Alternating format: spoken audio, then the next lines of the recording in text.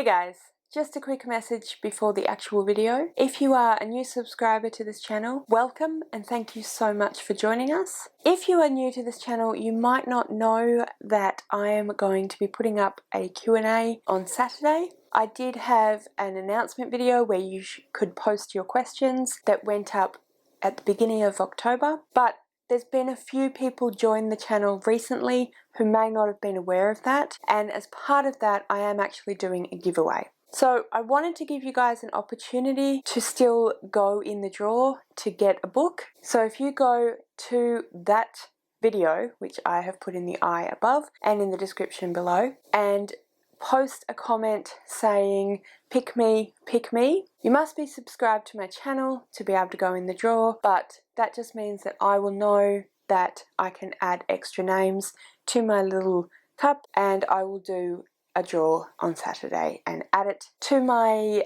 Q&A video that I've already done, and that way you get a chance to win a book. Anyway, just wanted to let you know that and say welcome. Thank you again. And now for the actual video.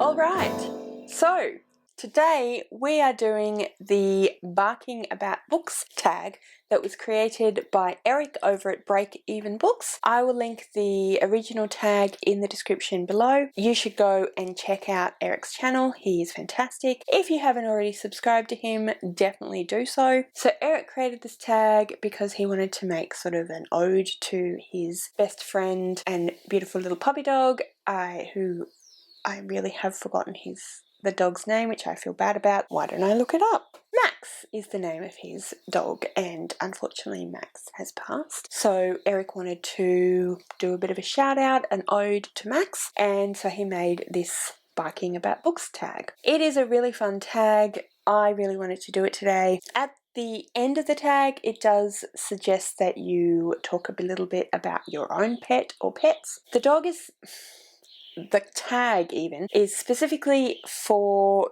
dog owners who are readers. I don't actually have a dog, I have 3 cats, so mine is going to be still the same because it's ultimately about books, but I will talk to you about my cats at the end of the video. So here are the questions. First one is, I've got a bone to pick with you. Name a book that was really, really good until it wasn't. And then in brackets, you were enjoying it, and then it ended up disappointing you. I have selected a book which doesn't quite entirely fit this prompt, and I'll tell you why.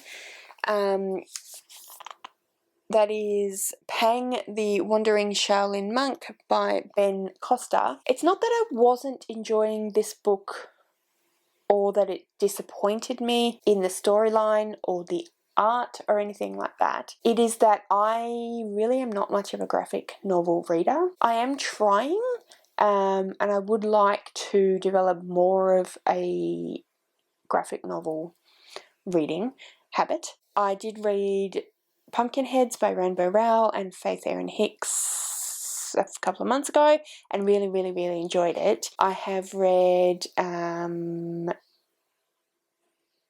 the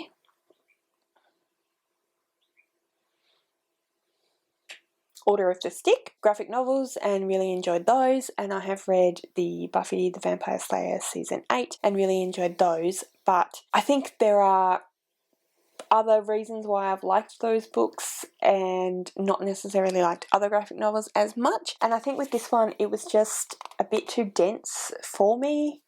As a graphic novel sort of novice, there is a lot of story in this, which is fantastic, but I have a tendency to, I think because I'm such a text-based reader, my tendency when I'm reading graphic novels is to focus on the text. That's not really ideal because much of the story is told in the images. Because this is quite a dense story, there's a lot going on. It's actually where I got up to. So I did actually pretty well, but I ended up just finding that I really wasn't following it the way that I could be. So I DNF'd it. I may pick it up again at some point once I've sort of had a bit more of a practice. This one is the one I've chosen, but like I said, it doesn't quite fit because the disappointment is more to do with my own personal reading habits and tendencies rather than to do with this book. So anyway, that's the answer to that one. Next up, we have Welcome Home. Name a book or a series that gives you a warm feeling of home. For this one, I have chosen The Hobbit by J.R.R. Tolkien. And I have chosen this one because I've probably mentioned this a few times on my channel before, but my parents are big readers and they are big fantasy readers, and this is a book that I was read as a very young child, and I was read it as a young child a few times. I have read it quite a few times since I was able to read these bigger books myself, seen the movies, and it's very much a family book. It's well loved by all of my family, and going and seeing the movies of this and Lord of the Rings were a family affair every Christmas, so it's really very much family, and to me family is what home is all about. So that's the answer to that question. Next up, we have Roughing It. Name a book that has a journey or travel element to it. And for this, I have chosen Starsight by Brandon Sanderson. Now, I don't want to spoil this book, so I won't give too much information as to why I've chosen this book. However, there is an element of travel in this book, so we'll just go with that one. Then we have Marking Your Territory. Name a book or series that you will always stand by no matter what. So this, I have chosen the series, which is the Mary Russell series by Laurie King. I've just got the first one here, which is The Beekeeper's Apprentice. I recently gave this book to my friend Michelle to read, and she didn't like it. No, that's not true. She did like it. She didn't love it, which is totally fine. But I love this series, and I will always defend this series because it's one of my favourite series. So that's my answer to that question. Next up, we have Digging Holes, a book that had some hidden secrets or had a big plot twist uncovered. So again, I'm not going to go into any detail because we don't want spoilers, but for this one I have chosen The Woman in the Window by AJ Finn. This is a thriller, and yes, there is a big plot twist revealed, so that one. Stand By Me. Name a book or series that portrayed a very loyal friendship between its characters. And for this one, I have chosen the Lord of the Rings series. So for anyone who has read this series, you will know immediately why I have chosen this series. Sam is probably the most loyal friend in any book ever. He stands by Frodo completely. He goes literally into the fire with Frodo. He carries Frodo himself physically as a way of physically carrying Frodo's burden to help him along his path. He continues with Frodo even when Frodo starts going dark and isn't completely kind, shall we say, to Sam. So he is the most loyal, amazing friend that I have ever read about. So that's why I've chosen the Lord of the Rings series. Tug of War, a book you have very mixed feelings about. For this one, I have chosen The Bronze Horseman by Paullina Simmons. I enjoyed this book, but it's too long. So basically there are quite a few scenes in here that I feel could have been condensed or even just cut, and we still would have gotten the pathos of the story. We still would have understood the tragedy of the story and what happened to these characters, and I don't think that everything that was necessarily in the book was necessary. Yeah, so that's that one. And finally, Treats.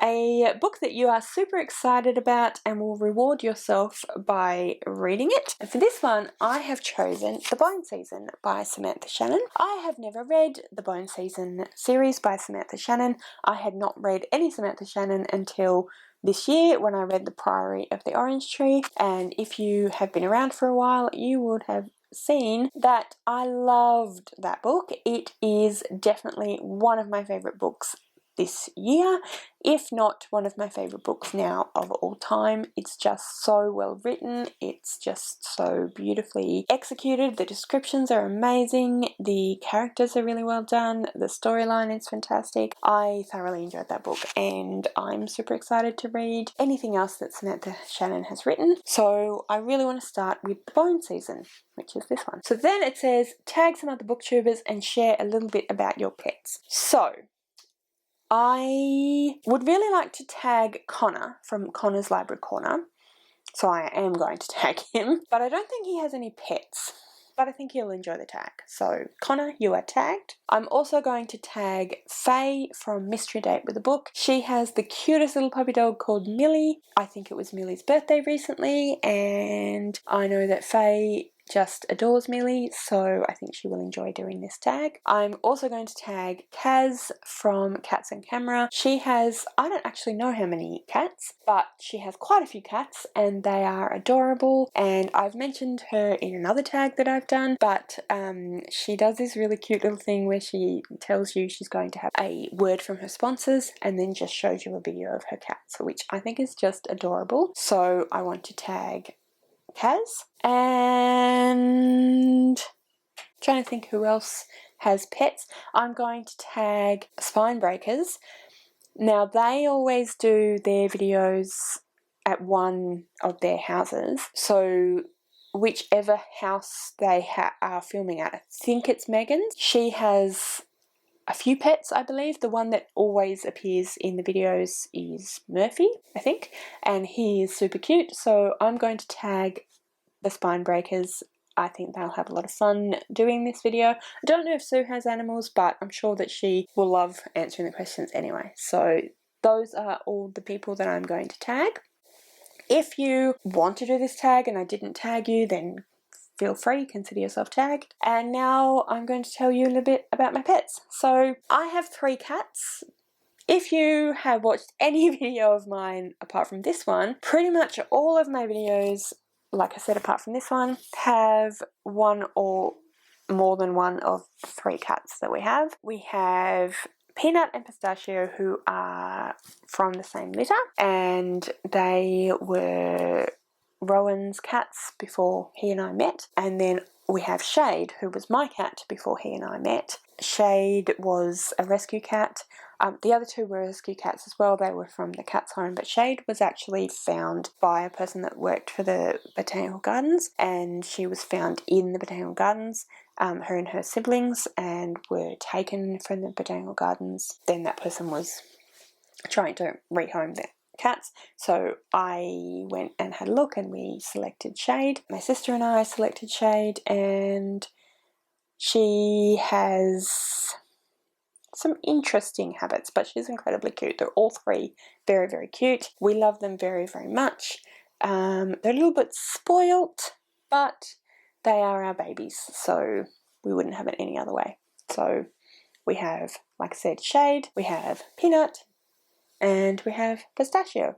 Anyway, that is my Barking About Books tag. I really, really enjoyed this tag. I thought there were some great questions. Thank you so much, Eric. I'm sorry to hear about your lovely dog, Max, but I'm glad that you and he had a lovely life together, and I think this was a really fun way to honour his memory. So thank you for creating such a really awesome tag. Anyway, guys, if you have any thoughts about any of the books that I have discussed in this video, please comment below and let me know. If you have any other books that you would have chosen instead, I'd love to hear about that as well, so comment below and let me know about that. If you want to be friends with me on any of the social media elsewhere, please do check that out in the description below. And yeah, thank you so much for watching. I really hope you enjoyed this video. If you did, please give me a thumbs up. Don't forget to subscribe to my channel, and I'll see you next time.